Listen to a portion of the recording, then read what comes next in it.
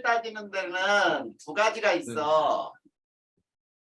상대연대가 있고 절대연대가 있어. 자, 상대연대가 뭔지 한번 봐봐. A, B, C 세 사람이 있는데 얘는 5살, 20살, 60살이라고 해보자. 자, 누가 제일 나이 많아 보이냐? 그러면 1, 2, 3이요. 이렇게 되는 거 있지? 네. 이게 상대연대야.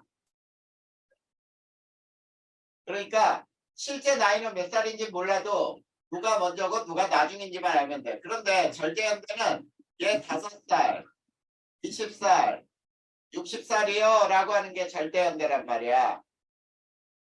알겠냐? 네. 그래. 실제로 자 이제 상대연대 측정법을 배울 거예요. 자, 상대연대. 자, 이거는 지층의 선후 관계만 규명하면 돼요. 실제 나이가 아니고 자, 선후 관계만 규명하면 된다. 거기에는 몇 가지가 있냐면 3가지가 있어. 첫 번째, 지사연고 5법칙이 있어요. 네. 자, 지사연고 5법칙이라는 게 뭐냐면 지구의 역사를 밝히는 건데 수평태적의 법칙이 있어. 자, 수평태적의 법칙은 지층은 수평하게 퇴적된다야. 별거 아니에요. 자, 만약에 수평하지 않다면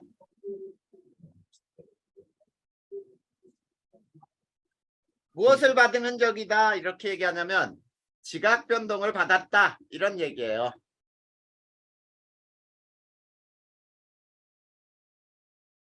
알겠니? 네. 그 다음에 두 번째가 지층 누중의 법칙.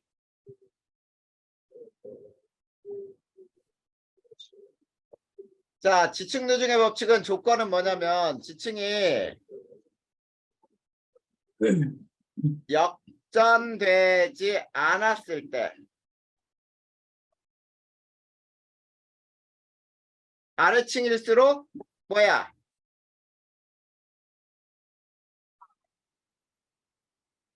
오래된 거죠? 네. 이게 바로 지층 누중의 법칙. 그 다음에 세 번째가 관입의 법칙. 자, 관입의 법칙이란 뭐냐면 관입 당한 암석이 지난 시간에 관입과 분출 다 배웠어. 네. 관입 당한 암석이 관입한 암석보다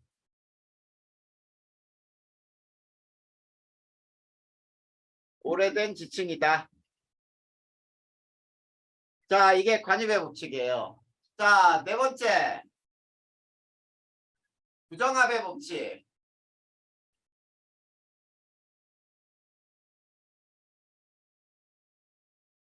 자, 부정합면을 중심으로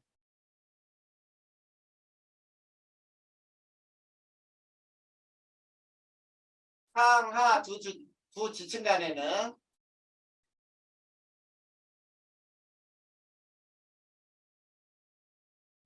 오랜 회적 시기의 단절이 있었다. 자, 요거를 우리는 부정합의 법칙이라고 부르는 거야. 쉽게 얘기하면 이런 얘기예요. 부정합면 중심으로 아래층의 나이가 훨씬 더 많다 이런 뜻이야. 자, 다섯 번째가 뭐냐면 동물군 천유의 법칙이에요.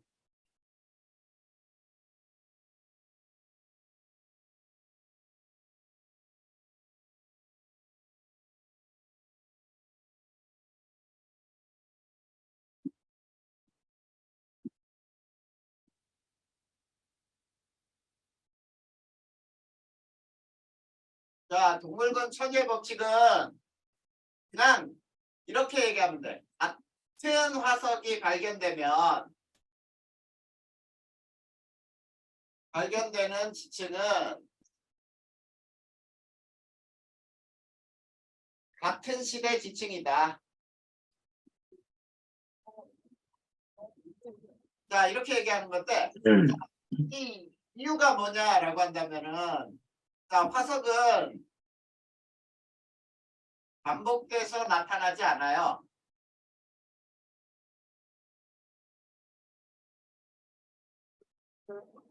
자, 왜 그러느냐? 이거는 진화하기 때문이야. 생물은 진화하기 때문에. 쉽게 얘기하면은 고생대 삼엽충이 멸종한 다음에 다시 삼엽충이 나타나진 않는다 이런 얘기야. 알겠지? 이해됐나? 네. 이렇게 요거 다 썼죠? 네. 그러면은 이게 지사 연구의 5가지 법칙이고, 두 번째 또 뭐가 있냐면 지층 대비에 의한 측정이야. 대비라는 말은 서로 비교한다라는 얘기예요. 자, 지층을 서로 비교해서 우리가 선후관계를 규명해 보자 이런 얘기인데, 여기에서는 반드시 뭐가 필요하냐면 열쇠층이라 그래서 이걸 건층이라고 불러. 자, 선후관계를 규명하는 데 있어서 이제 가장 중요한 열쇠층이 있어야 한다라는 얘기인데, 이 열쇠층은 아무거나 잡는 게 아니고 이런 것들, 석탄층이라든지 또는 응해암층, 이런 것들을 비교해서 우리가 열쇠층을 사용할 수가 있어. 자, 그러면 예를 들어봐 줄 테니까 봐.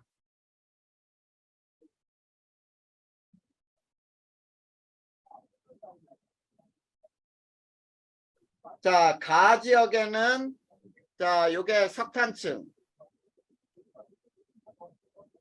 3, 여감, 셰일, 자, 석회암 이렇게 쌓여 있어.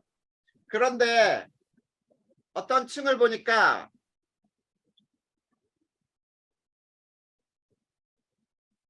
자, 여기도 석탄층은 요게 석탄층인데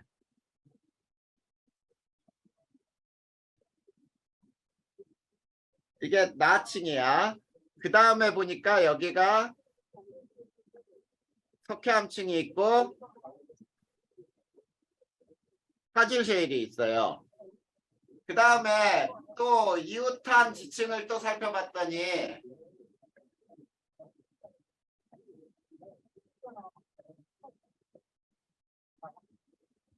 자, 여기가 석탄층이야.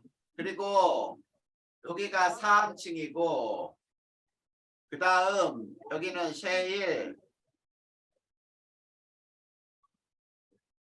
석회암, 화질 셰일. 자, 이렇게 돼 있다고 보자. 자, 그러면 이제 승우야, 여기에서 뭐를 기준으로 층을 따지냐면 석탄층이 같은 시대 지층으로 놓고, 그 다음에 사암은 그 밑에 있으니까 더 오래된 거고, 여감은 더 오래된 거지. 네. 맞냐? 네. 그런데 석탄층 위로 여기 세일층이 있어. 여기도 세일이 있고 그 위에 석회암층이 있어. 그런데 요거는 2번 층이라고 할 수 있네. 왜? 요게 3번 이게 맞죠? 네. 그러면 여기서 봐봐. 나지층에서는 요 사이에 층 하나가 없어졌지. 네. 그래, 여기가 부정합이구나 이렇게 해석할 수가 있다는 얘기야.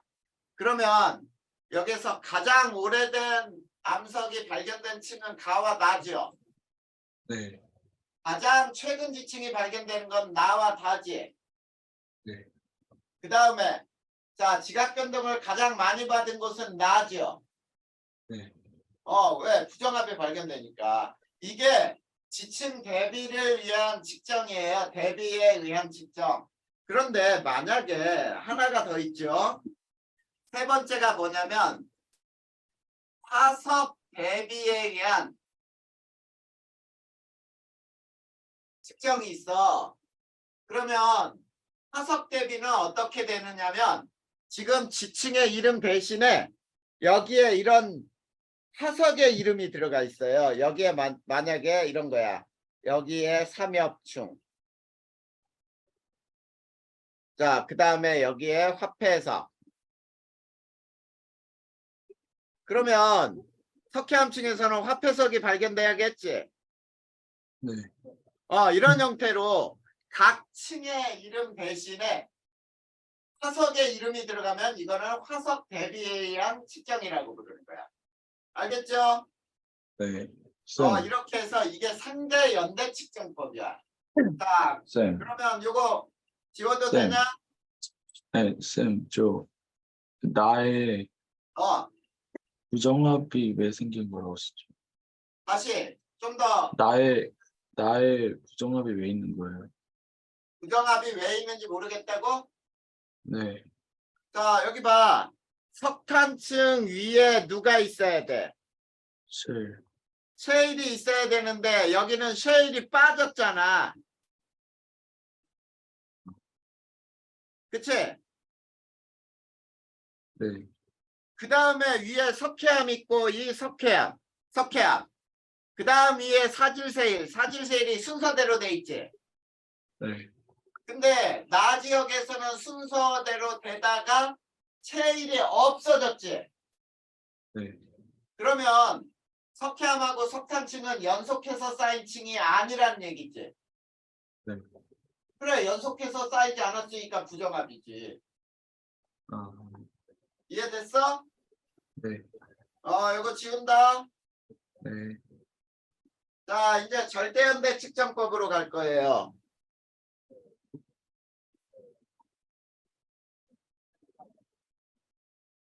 자, 절대연대는 방사성 동위원소에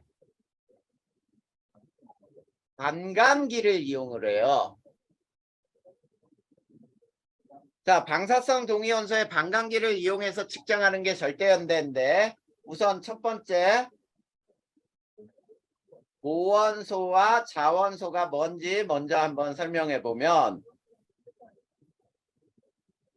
자, 모원소는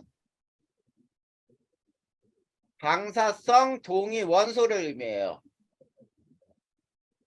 그 다음에 자원소는 모원소가 변해서 된 원소예요. 자, 그러면 두 번째 반감기의 뜻이 뭐냐? 모원소 양이 절반으로 줄어드는데 걸리는 시간이에요. 자, 이 반감기라고 하는 것은 있지? 자, 물질의 양이나 즉 모원소의 양 또는 압력 또는 온도의 관계가 없이 일정해요. 자, 그러면 반감기를 이용해서 우리가 측정을 할 때 조건이 필요해. 조건은 뭐냐면 방사성 원소에 유출입이 없어야 돼요.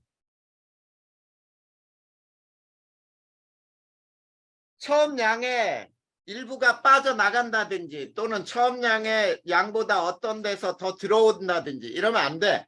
그래서 사용할 수 있는 암석이, 자, 화성암은 마그마 생성 시기를 알 수 있어요.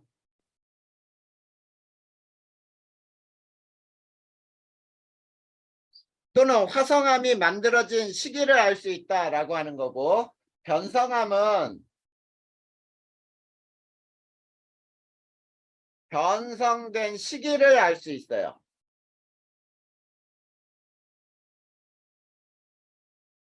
자, 그런데 퇴저감은 이 절대연대 측정이 안 돼.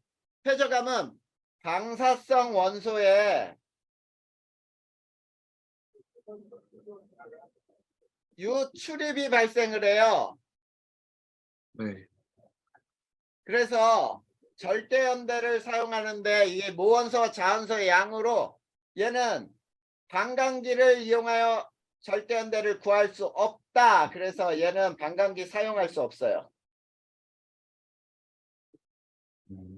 알겠니? 네. 자, 그러면 우리가 이렇게 한번 해보자. 자, 여기에 무원소가 있고 이 무원소가 자원소로 변하는데 반감기가 3년이라고 해볼까요? 네. 자, 처음에 얘가 100% 있었어. 근데 3년이 지나잖아? 그러면 얘는 어떻게 돼? 50%로 줄어들겠지, 절반으로. 네. 그러면 자원소도 50%가 생겨요. 알겠니? 네. 그러면 이건 반감기 1회 지난 거야, 1회. 자, 반감기 또 3년이 지났다고 해봐. 50%의 절반, 25%로 줄어. 그러면 얘는 자원소가 75%로 늘어요. 얘는 반감기가 2회 지낸 거야. 그러면 또 3년이 지났다. 그러면 얘는 12.5%가 남고 얘는 87.5%. 그래, 이게 3회가 지난 거잖아. 맞아? 네. 그러면 잘 보자. 고원소 대 자원소는 반감기 한 번 지나면 1대 1이죠. 네. 두 번 지나면 1대 3이죠. 네. 그 다음에 세 번 지나면 1대 7이 돼요. 네. 네 번 지나면 1대 15가 돼요. 네. 전부 2분의 1씩 줄어들잖아. 맞니? 네. 자, 그래서 우리가 그래프를 보면은 이렇게 나와. 이게 시간이고, 자, 모원소의 양은 1 또는 100%부터 쭉 이렇게 감소해. 이게 모원소야. 그랬을 때 자원소는 있지 이렇게 증가하게 돼. 그럴 때 요게 50%가 되는 요 점이 시간으로 반감기가 되는 거야. 알겠니? 네. 이해돼요? 네. 자, 그러면 여기서 모원소의 남은 양을 계산해 보자. 자, 남은 양을 계산해 보면은 어떻게 되냐면 이렇게 되죠. 처음 양에 무조건 2분의 1의 n승으로 줄어들어. 자, n은 뭐냐면 반감기 횟수가 되죠.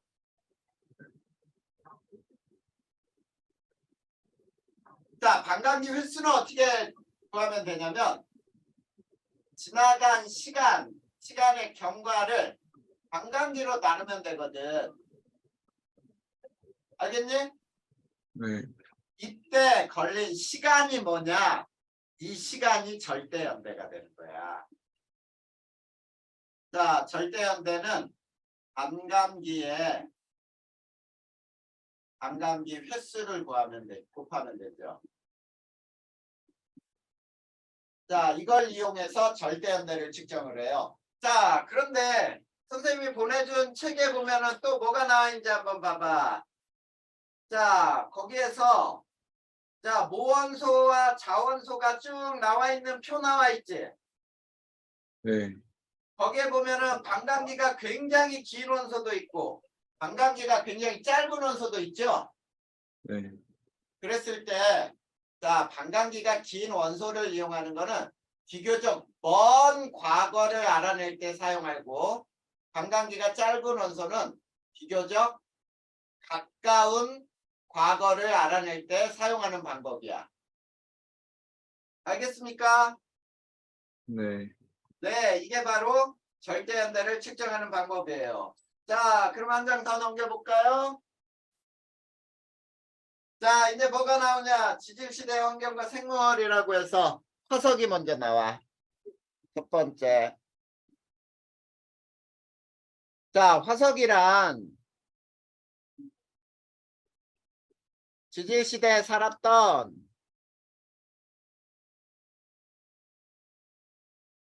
생물의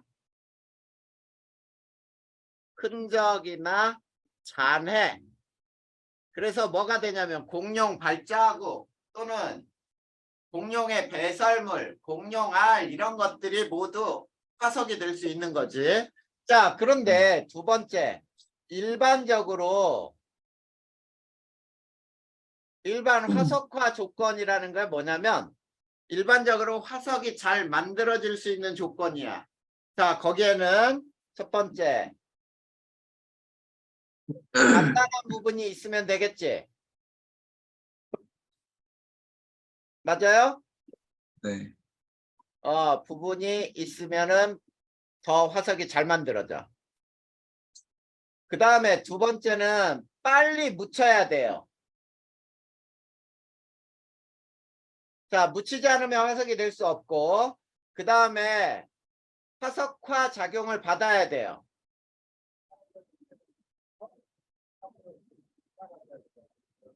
자, 이렇게 해서 화석이 만들어졌는데 지각 변동에 의해 깨질 수도 있으니까 지각 변동이 없으면 되죠. 네. 지각 변동을 받지 않으면은 화석이 잘 만들어질 조건이 되는 거야. 그런데 이 화석의 종류에는 자, 표준 화석이라는 게 있어요.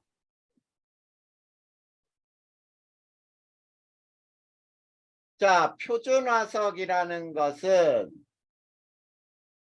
지층의 생성 시기를 알 수 있다라는 것이 바로 표준 화석이야. 그러면 표준 화석의 조건은 뭐냐? 개체수가 많아야 한다. 그 다음에 자, 생존 기간이 짧아야 돼요.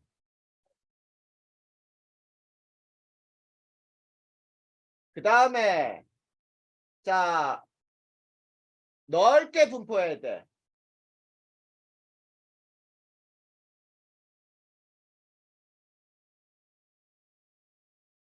자, 그래서 이런 것들이 표준 화석이 되는 거야. 그 표준 화석에는 삼엽충이 발견됐다라고 하면은 고생대구나 또는 암모나이트는 중생대 지층이구나 라는 거 알려주고, 그 다음에 화폐석이나 메머드 같은 거 얘는 신생대라고 하는 시대를 알려주죠. 자, 이런 거를 표준화석이라고 불러. 그 다음 시상화석의 조건이 있어요. 그러면 시상화석은 또 뭐냐? 지층 생성 시기의 환경을 알 수 있어요. 이런 거를 우리는 시상화석이라고 불러. 그러면 시상화석의 조건은 첫 번째, 자, 생존 시간이 굉장히 길어야 돼요. 그래서 생존 기간이 길어야 하고, 그 다음에 두 번째는 매우 한정된 지역에, 좁은 지역이죠. 한정된 지역에만 분포해야 돼요. 분포 면적이 좁아야 한다 이런 거지. 같은 말이야. 자, 그래서 어떤 거냐면 자, 산호화석이라는 거는 맑고 얕고 따뜻한 바다구나 이런 환경을 알려주고, 그 다음에 자, 고사리가 석탄층으로 발견이 되는데 얘는 온난 다습한 육지예요. 육지. 육지라고도 할 수 있죠. 육지 환경이라는 거야. 이런 환경을 알 수 있도록 해주는 걸 우리는 시상화석이라고 불러. 자, 그랬을 때 분포 면적, 이게 시간, 이렇게 있을 때, 자, 요렇게 두 가지를 준다면은 A는 무슨 화석, B는 무슨 화석이 되겠니? A는 산호, 어? 산호. 시상화석이지? 아, 네, 시상호에서. 자, 시간은 길고 면적이 적잖아. 아, B가 표준화서. 이게 표준화석이지. 뭐야? 네, 우리 지금 마지막 정리하는 거야, 이제. 네, 야, 뭐야? 정신 좀 차리면서 해야지. 알겠냐? 네, 자, 그 다음에 지질시대 고기후 연구법 나오죠? 네. 자, 고기후 연구법도 알아둬야 돼. 자, 문헌을 조사하는 게 가장 확실해요. 인류가 기록으로 남겨둔 문헌을 조사하면 어느 시대에 무슨 일이 일어난지 가장 확실하게 조사할 수 있는데, 그렇지 않으면은, 자, 지층을 조사한다든지 또는 화석을 조사한다든지 또는 나무 나이테를 조사하거나 빙하를 조사해서 알 수 있어요. 자, 이런 것들이 고기후 연구하는 방법인데, 자, 이 중에 두 가지만 자세히 배워보자. 나무 나이테 조사. 나무는 온난 다습할수록 생장 속도가 빨라요.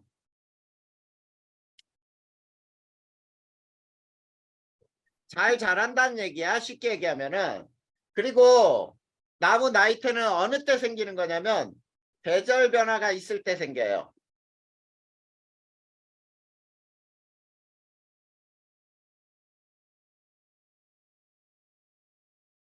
자, 이거는 수천 년 정도, 아무리 길어봐야 수백에서 수천 년 정도예요. 이거를 알 때는 우리가 나무 나이테로 알 수 있는데, 나무의 나이테를 보잖아.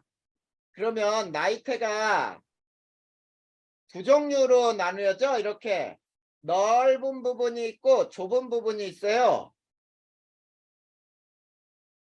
자, 그랬을 때 이 넓게 자라는 부분은 봄, 여름에서 자라는 부분이지. 봄, 여름은 날씨가 따뜻하니까 충분하게 광합성을 할 수 있죠. 그런데 요 좁은 부분은 가을, 겨울에 자라는 부분이야. 자, 그래서 나무의 나이테는 이처럼 계절 변화가 있을 때 생성이 돼. 자, 그러면 만약에 어떤 나무의 나이테를 봤더니 나무의 나이테가 없다라는 말은 얘는 계절이 없는 곳에서 자랐구나라는 걸 알 수 있단 말이야. 알겠냐? 네. 그 다음에 두 번째가 빙하조사. 이거를 아이스코어 조사라고도 불러요. 자, 그랬을 때 첫 번째, 빙하 속의 기포를 조사하잖아.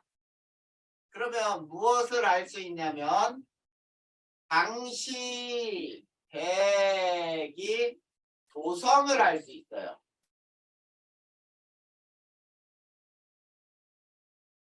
자, 그 당시에 공기에는 어떤 기체들이 있었는지, 성분이 뭐뭐가 있었는지 조성을 알 수 있다. 그 다음, 자, 빙하 속에 O16과 O 18에 동위원소의 B를 조사하는 게 있거든. 그랬을 때, 자, 여기서 보자. 물은 H2O 16짜리와 H2O가 18짜리가 존재해요. 자, 그랬을 때 평상시에는 분자량이 작은 16짜리가 많이 증발을 해. 18짜리보다. 알겠니? 네. 그리고 공기 중으로 올라간 수증기 16짜리와 18짜리 중에서 눈이나 비로 내릴 확률이 큰 게 무거운 놈이거든. 그래서 O 18짜리가 눈이나 비로 많이 내리게 돼. 그래서 자, 빙하 속에 O 16분의 O 18의 B가 크다라는 말은 자, 공기 중에 18짜리가 많이 올라갔다는 뜻이거든. 네. 그러면 18짜리도 증발이 많이 되려면은 온난했다 이런 뜻이 되겠지. 증발이 잘 일어난 거야. 자, 그럼 반대로 봐봐. 바닷물 속에 16짜리와 18짜리 중에 자, 공기 중으로 18짜리가 많이 올라가 버렸어. 그러면 바닷물 속에는 18짜리의 비율이 적어졌지. 네. 그러다 보면 해양 생물 속 O16과 O18의 비가 작아졌을 때 온난했다라고 불러요. 이해됐어? 네. 요것도 꼭 기억해도 알겠죠? 네. 자, 요거 다 썼니? 네. 자, 그러면 어디 있냐면 이제 잠시만요.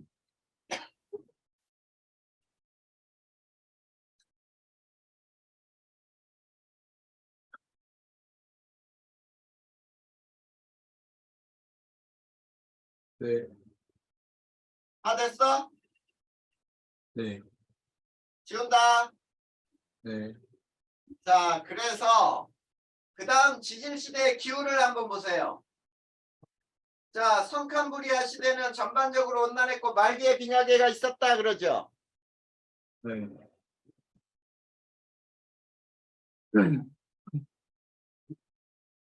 자, 성캄브리아 시대.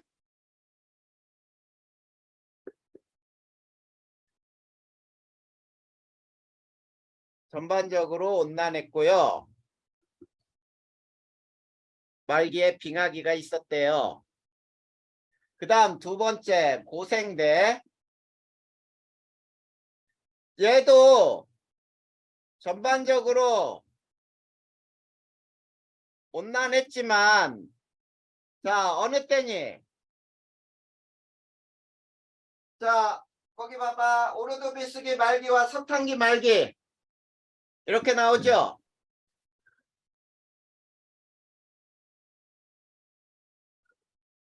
자, 석탄기 말기에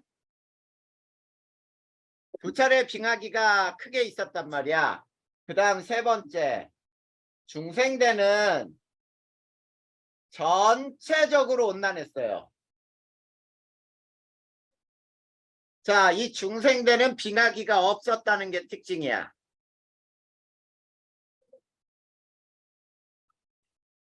그 다음 네 번째 신생대는 자, 전기가 거기 뭐냐면은 자, 거기 봐봐. 팔레오기, 네오기라고 나오죠. 맞니? 네. 팔레오기, 네오기에는 온난했고 제4기에는 4차례 빙하기와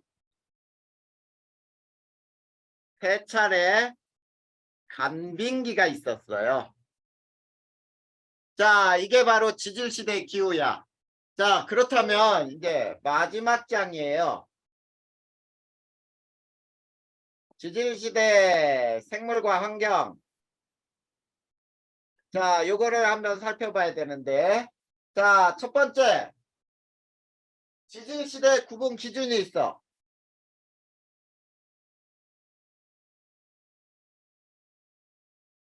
자, 지질시대를 구분하는 가장 큰 기준이 두 가지가 있는데, 첫 번째는 생물계의 커다란 변화야. 커다란 변동. 자, 그러니까 생물이 어떤 생물이 갑자기 출현한다든지 있던 생물이 갑자기 멸종한다든지 이렇게 생물계가 커다랗게 변동이 일어났을 때 그걸 지질시대로 구분을 해요. 그 다음에 두 번째는 커다란 지각 변동 같은 거야. 부정합 같은 게 얘가 되는 거지. 자, 부정합에서는 상하 두 지층 간에 굉장히 커다란 단절이 있었기 때문에 부정합에서는 화석의 급변화가 일어나요.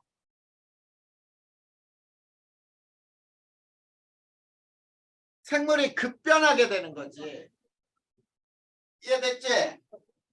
네. 자, 그러면 두 번째가 지질시대 구분. 자, 구분 단위가 있어요. 자, 구분 단위에는 누대,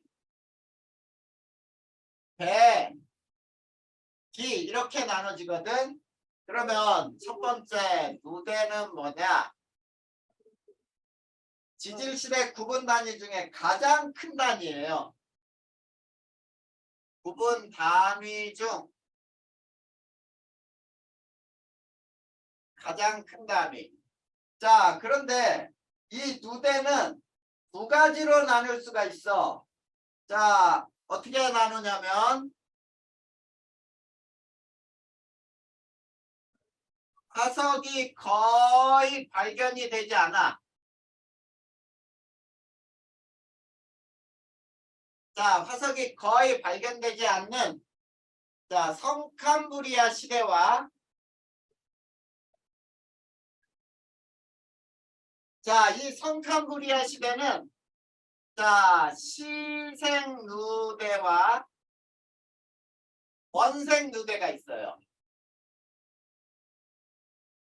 자, 요거를 시생 누대, 원생 누대라고 할 때 이 원생 누대는 자, 그 시기 중에 가장 오랜 시기가 바로 원생 누대야. 그 다음에 두 번째는 자, 화석의 발견이 풍부한 현생 누대가 있어요.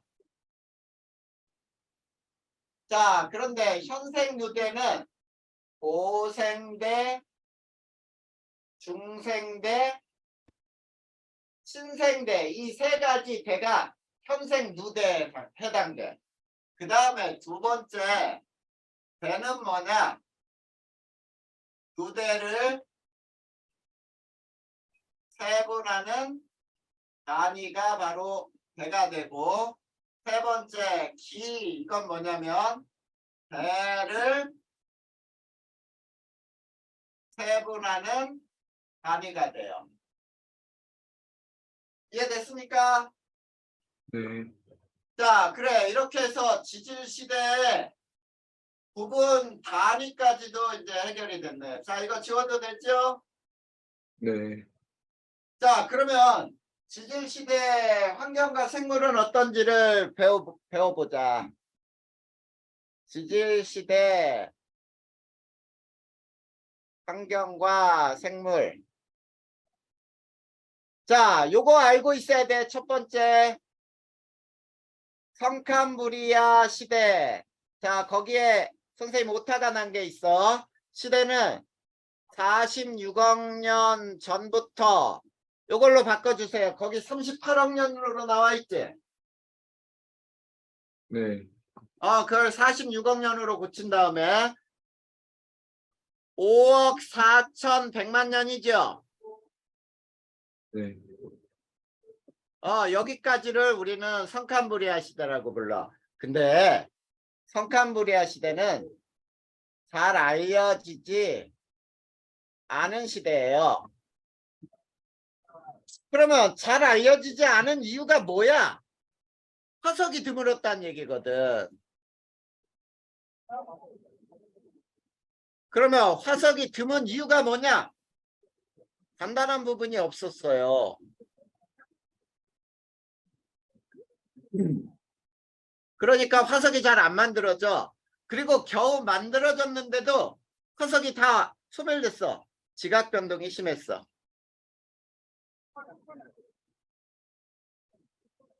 자, 이것이 바로 성카무리아 시대가 잘 알려지지 않은 시대야. 그런데 자, 두 번째 환경은 전반적으로 아까 쓴 대로야. 전반적으로 온난했지만 말기에 빙하기가 있었어요. 그 다음에 생물은 자, 거기에 보면은 뭐가 나왔니? 시생누대. 최초의 광합성 생물이 나왔죠. 네. 요 광합성 생물들이 출현을 해서 얘네들이 화석으로 만들어진 게 있어. 그게 뭐냐면 스트로마톨라이트. 자, 요런 화석들이 만들어진 시대야. 그 다음에 원생 누대에서는 자, 해파리 등등의 다세포 생물들이 출현을 했어요. 그리고 얘네들이 화석으로 발견되는 게 뭐냐면 에디아카라 동물군이야.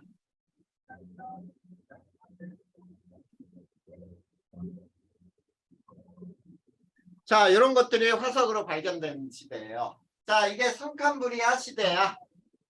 그 다음에 두 번째 고생대. 자, 고생대는 5억 4,100만 년부터 2억 5,200만 년 전까지를 우리는 고생대라고 불러. 자, 고생대의 첫 번째 환경은 어땠느냐? 자, 아까도 얘기했죠. 전반적으로 온난했지만 근데 오르도비스기 말과 석탄기 말에 빙하기가 있었단 말이야. 알겠니? 네. 그 다음에 고생대 말기에 대륙이 하나로 합쳐졌어요. 그걸 뭐라고 하지? 한 개요? 합쳐져 판게아가 형성이 돼요. 자, 이 판게아가 형성될 때 배멸종이 발종을 해요. 배멸종이 발생하는 게 바로 이 고생대 말이야. 자, 그러면 세 번째 생물은 어떤 생물들이 나왔는지. 자, 캄브리아기.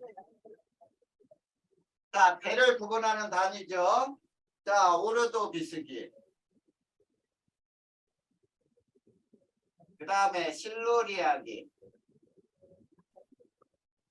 자, 그 다음에 대봉기. 석탄기. 촬영기 이렇게 나오거든. 자, 이게 자 고생대를 G로 나눈 거야. 그랬을 때 캄브리아계는 삼엽충이나 완종류가 번성을 했어요. 자, 얘네는 척추가 없는 무척추 동물이었어. 자, 그러면 오르도비스기에는 어떠냐? 자, 최초의 척추 동물이 자, 최초의 척추 동물 이게 갑주어야, 갑주어. 어류예요. 자, 최초의 척추 동물이 출현을 했고 그 다음에 실루리아계는 자, 육상 생물이 출현을 해요. 그러면 여기서 알아야 되는 게 육상 생물이 출현한 시기에는 대기는 오존층이 완성이 됐다라는 뜻이야. 그래야 생물이 바다에서 육상으로 올라올 수가 있어요. 알겠니? 네. 그 다음에 자, 대봉계는 어류가 번성을 했고 그 다음에 여기에서 양서류가 출현을 한다. 자, 석탄기에는 자, 석탄을 만드는 게 양치식물이에요. 이 양치식물 고사리류죠. 번성을 했고 그 다음에 이때 양치식물이 석탄층을 만들게 되는 거야. 얘가. 네. 그 다음에 이때 또 파충류가 출현을 해요. 자, 이거를 이렇게 알아두면 돼. 자, 고생대 초기에 척추동물이 출현을 하고 중기에는 양서류가 출현을 하고 그 다음에 말기에는 파충류가 출현하는구나. 그래서 파충류는 중생대에 번성을 해요. 그리고 자, 파른기에는 고생대 말기잖아. 한계가 형성되면서 해양생물의 90% 정도가 멸종을 해요. 그러면서 이때 거시식물이 또 출현을 한다.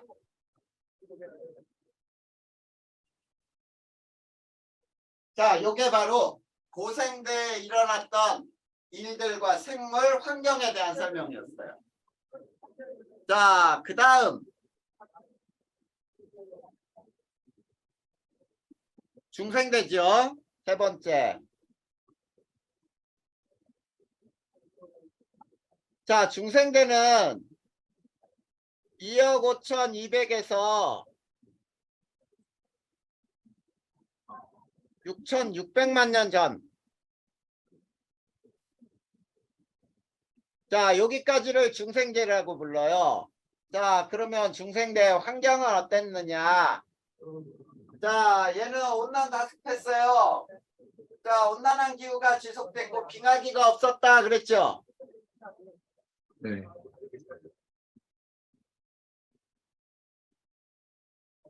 이때가 빙하기가 없었던 때야.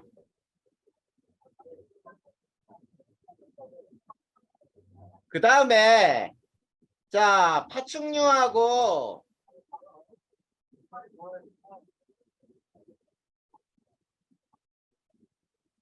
자, 이 파충류가 번성하기 때문에 중생대를 파충류의 시대라고도 불러요.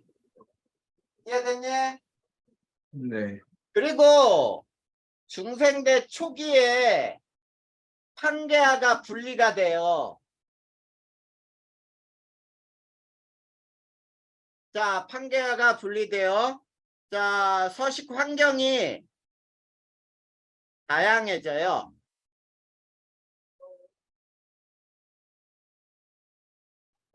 중생대에 일어났던 일이야. 그래서 판게아가 분리되어 생물의 서식 환경이 다양해진다. 파충류 번성으로 파충류 시대라고도 부른다. 이렇게 나와있지. 네. 자, 그 다음에 생물은 중생대는 어떻게 나눠지냐면 트라이아스기, 쥐라기, 백악기 이렇게 나눠져요. 자, 그러면 자, 트라이아스기는 암모나이트 파충류.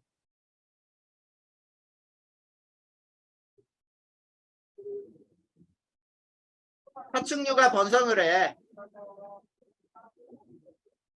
알겠냐? 네.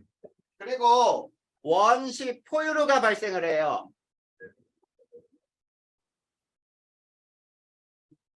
자, 원시 포유류가 출현을 하고 그 다음에 거시식물이 고생대 말에 나왔던 게 또 번성을 하겠지.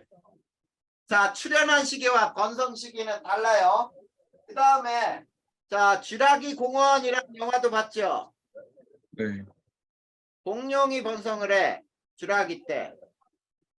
그 다음에 시조새가 출현을 했어요. 자, 시조새가 중생대 출현했으면 조류는 신생대에 번성하겠구나 이렇게 알 수가 있죠. 그리고 백악기 때 중생대 말이지 영장류가 출현을 하고 그 다음에 속시식물이 출현을 한다.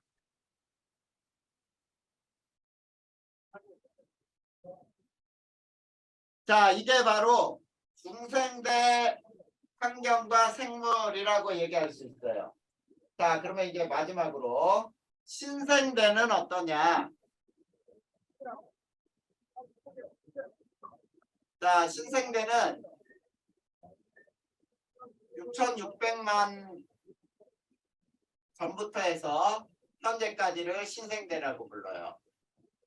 자, 기후는 거기 한번 봐봐. 환경은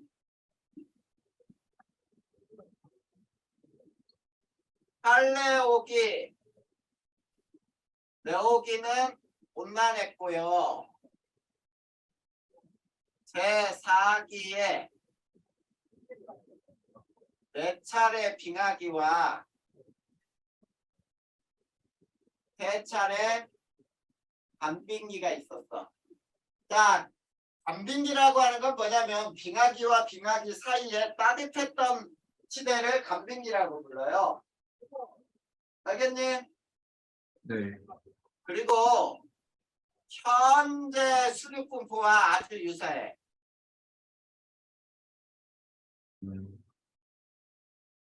현재와 거의 비슷하다는 얘기야, 신생대가. 그 다음에, 네. 자, 네. 그 다음에 팔레오기, 네오기. 자, 이때는, 자, 화폐석이 번성을 했고요.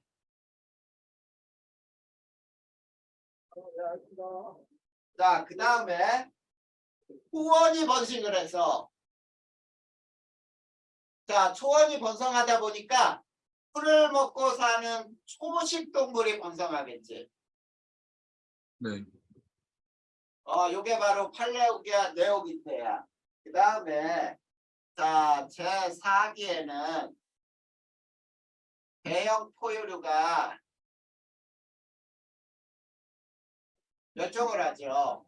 왜 그러냐면 빙하기도 나타나고 그러기 때문에. 알겠니? 네. 번성과 멸종이라고 쓰다. 번성과 빙하기로 멸종이 일어나는 시대야. 자, 요게 바로 지질시대 환경과 생물이에요. 요대로 외워두면 되겠다. 그 다음에 자, 마지막으로 생물의 대멸종.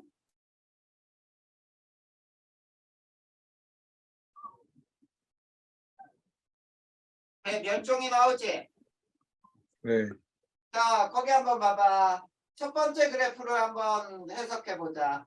자, 거기 보면은 고생대하고 중생대로 접어들 때, 자, 삼엽충은 100% 멸종을 했고, 완종류의 대부분이 다 멸종을 했지. 네. 근데 아직도 완종류는 남아있어. 완종류가 뭐냐면, 조개도 있지, 조개. 네. 이런 것들이 완종류거든. 요런 것들은 현재까지도 남아있죠. 알겠니? 네. 그러면 고생대 말에 왜 이런 대멸종이 일어났냐면 한계하가 형성될 때란 얘기야. 그 다음 두 번째 그래프 한번 보세요. 거기 생물 과의 멸종 비율이라고 나와 있냐? 네. 그 중에 꼭대기 점 5개 찍혀 있죠. 네. 그 점에서 대량 멸종이 일어났는데 특히 어디와 어디 사이에서 가장 많은 멸종이 일어났니?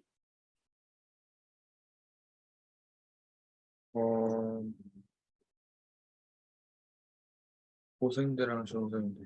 고생대하고 중생대 사이에서 상계하가 형성될 때, 그리고 여기가 신생대라고 하면은 이 그래프를 이렇게도 그릴 수 있어요. 자, 생물의 과의 수 또는 종 이렇게 얘기할 때 이 그래프를, 자, 고생대에 이렇게 생물이 급격하게 늘어난 다음에 여기에서 쏙 감소하고 또 쏙 감소한 다음에 여기에서 왕창 줄어들다가 이렇게 늘어났다가 신생대에 다시 쏙 감소했다가 이렇게 늘어나요. 자, 그래서 1번, 2번, 3번, 그 다음에 중생대 여기 하나가 빠졌네. 늘어나다가 요게 쏙 이렇게 감소해. 4번, 요게 5번. 그러니까 이렇게 그래프를 그릴 수 있거든. 네. 자, 그러면 생물들이 이렇게 대멸종이 일어난 이유들이 그 밑에 해석을 한번 읽어보자. 가는 현생 누대 동안 삼엽충과 완종류 과의 수 변화를 나타낸 것이다. 고생대 페룬기 말에 삼엽충이 멸종하고 완종류 과의 수는 급격히 감소했다 이렇게 나오죠. 그게 바로 한계와 형성과 관계가 있는 거야. 그 다음 나는 현생 누대 동안 과의 멸종 비율을 나타낸 것이다. 고생대 오르도비스기 말, 대봉기 후기 페른기 말, 중생대 트라이아스기 말, 쥐라기 말에 생물의 대량 멸종이 있었다. 맞니? 네. 네, 이런 것들이 바로 생물 과의 수가 얼마나 줄어들었는지 비율을 보고 해석할 수 있는 거야. 알겠습니까? 네. 자, 여기까지 해서 질문할 거 있어? 아니요. 없어요? 네. 자, 그러면 자, 승우야, 네. 지금부터 오늘 배운 네. 것도 또 외워야 되고, 자, 그리고 나서 선생님이 지압도 문제 보내줬지? 네. 모의고사 35회분 보내준 거, 그것도 책으로 네. 만들어야 되고, 지압은 화학보다 양이 많고 외워야 될 게 많다 보니까 조금 시간이 더 걸렸어. 네. 알겠죠?